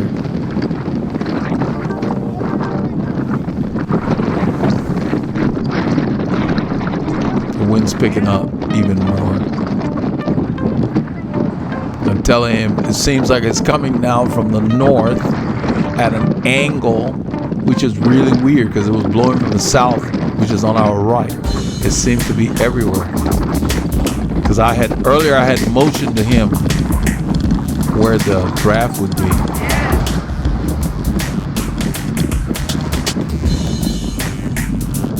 You can see that even though I'm on the hoods, the profile of my body is relatively arrow versus sitting upright. I'm letting Paul know there's an obstacle in the road. It's concrete. Somebody dropped ages ago. You don't want to roll over that. It feels like a speed bump. So he went to the right. I stayed on the left. I'm staying by the white line because the wind seems to be coming from forward into our left at an angle.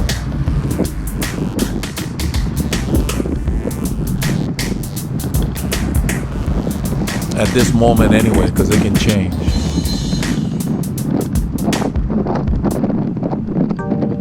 And what we try not to do is just fight the conditions. The wind's blowing, and all I'm doing is keeping the effort the same, because what we're doing here is mostly zone 2. The conditions are going to change that. You're not going to always be able to stay in the zone. So here I get in the drops. My body profile stays the same. It's just more of a rest position per se. I don't have a lot of weight on the bars. My weight's on the pedals and on the seat. And you can see Paul is close because we're riding into the wind and it's swirling around, so he's staying close.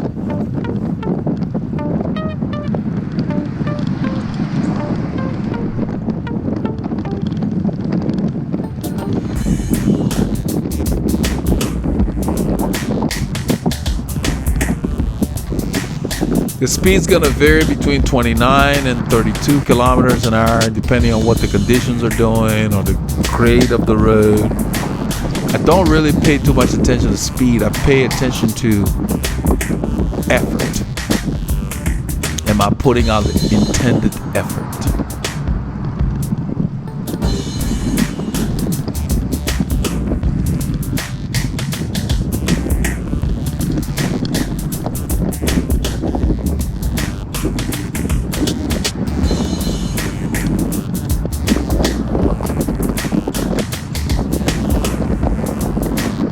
You guys can see how that team glove blends nicely with the black outfit.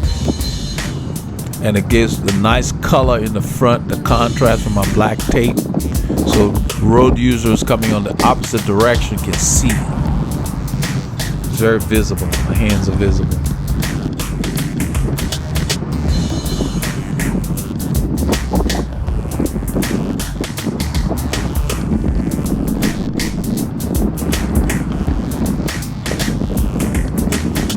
When you're set up correctly on your bike, you should be able to stay in this position all day if you choose to.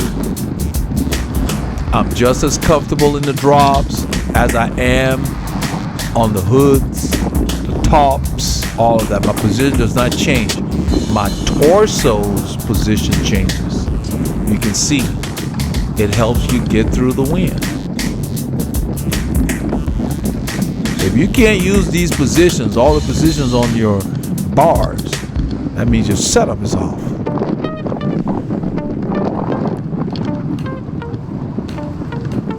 This road is an incline at this point. You can basically see it going up.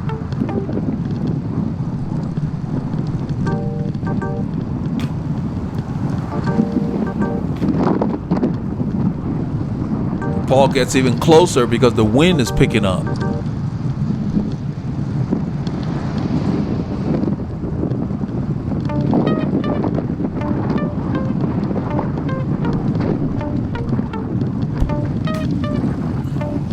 Now up there we look and we see that light turning red, so I turn off the power. You can see my RPMs go to 0.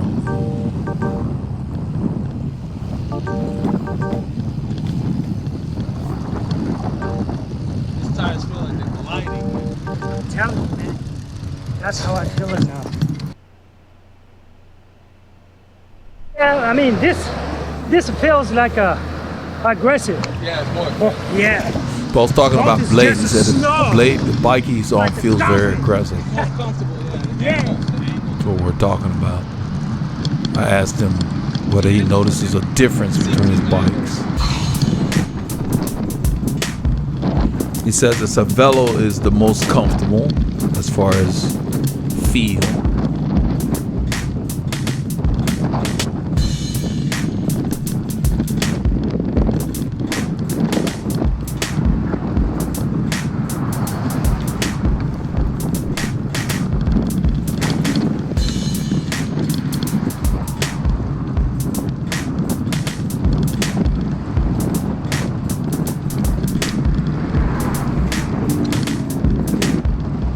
You can see we resumed right back to 30 kilometers an hour, thereabouts.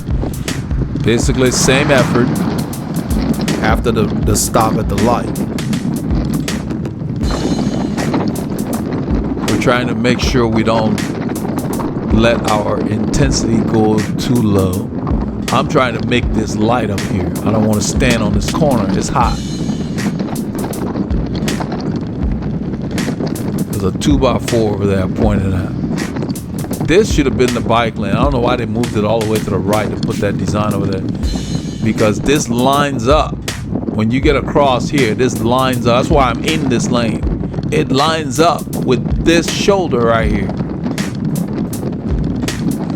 You can tell that whoever did that didn't think it through. So when I come across, that's where I ride. I come across that highway.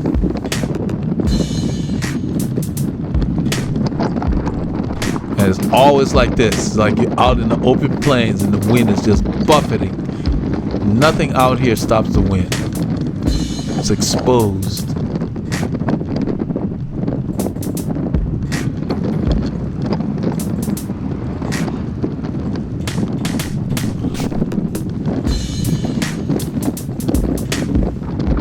So if you're gonna wear black like I'm wearing here, make sure you either wear white socks or white shoes, and make sure your gloves are bright color, maybe white or some other color. You got to do the contrast, because then they can see everything. They can see the lighter colors and the black that you're wearing. But if you just go all black, you're pretty much making yourself a shadow. You don't want to do that. You want to be visible. Yeah, I sped it up here for time.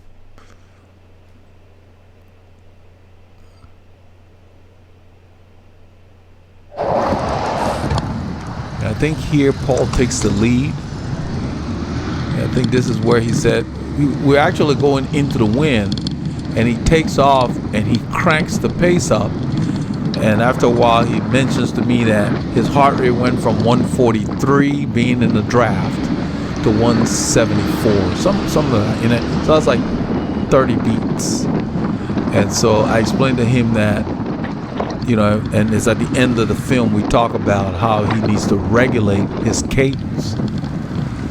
Because if you just spin indiscriminately into the wind, you can get yourself in trouble. Because then if the group picks up the pace, you won't have a chance to catch your breath. You notice my cadence 88, 89, thereabouts, because we're going into the wind.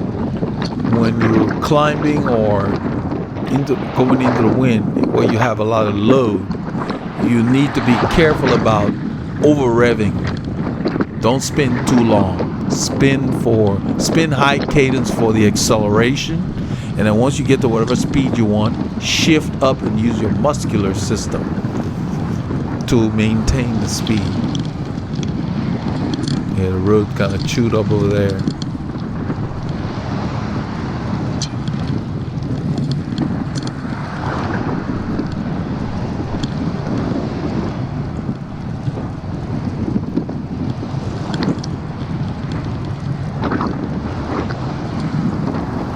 I think shortly after here, I think after this, I tell him it's clear.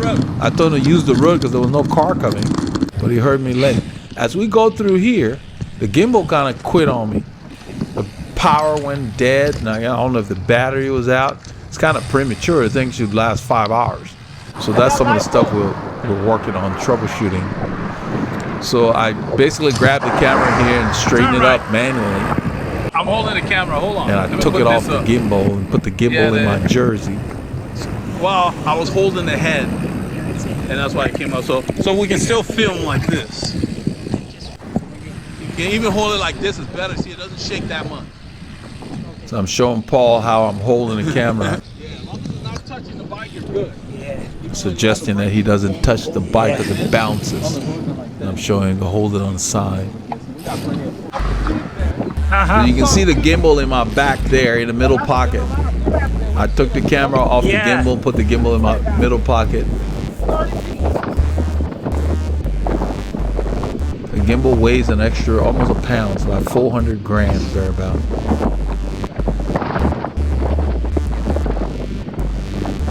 It's sitting in my pocket. Paul's using the camera in his hand. So you'll notice a little bit of flickering like there because we're not using the gimbal, but he did a pretty good job with it.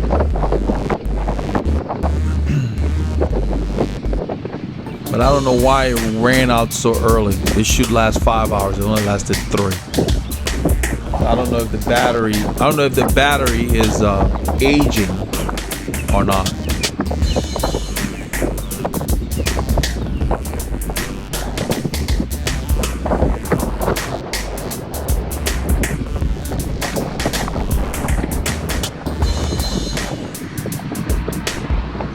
So at this point in the ride, we're kind of winding things down and just kind of closing it out. We come up to an intersection in probably about a half a kilometer. And after that is when we begin to discuss Paul's concerns about his spiking heart rate as he was pulling into the wind on 2920. And so we discussed that, and I kind of offered some suggestions. It's really a process. Once you understand how your body is reacting, it gives you more confidence the next time you go out to train. But this is what we did on Saturday. I hope you all got a chance to get some Ks in. If you didn't, make sure you get on your trainer. Stay active.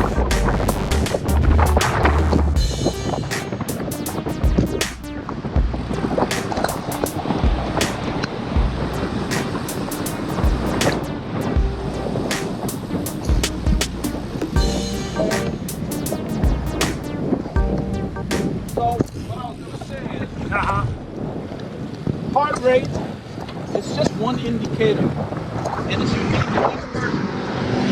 So your heart rate is 174 in that situation. Mine's like 154. Okay, the next guy might be 194. Yeah. So it's a muscle. As you continue to train, your heart muscle will get stronger. It will beat slower and pump more blood with each beat. So what's going to happen is eventually that same effort will be 164 for you. So you can't just do heart rate. You got to listen to your legs. Right. The heart rate might be 174. If I got good legs, I click harder gear. By clicking up, I let my heart rate come down. The heart rate's going up because you're spinning into the wind. So then you say, okay, your heart rate going up means I need more oxygen. So your breathing is going to increase. So then you increase your gearing if your legs feel good, and you transfer it to your muscular system. Then your heart rate will settle down at the same speed. And eventually, as you continue to train in that zone, your heart rate says, okay, I don't need to do 174 in this cadence. And he's fitter, I'm going to do 164. Okay? So the key is that when you see your heart rate skyrocketing, you want to change your cadence. Bring it down a little bit. Don't spin on 100 or whatever you were doing, because you were spinning into it. So then you shift up one cog, slow your cadence, and maintain the speed. And you will see your heart rate will either stay there or come down. Play with it like that. That's how you do it. Because it's just one indicator of effort.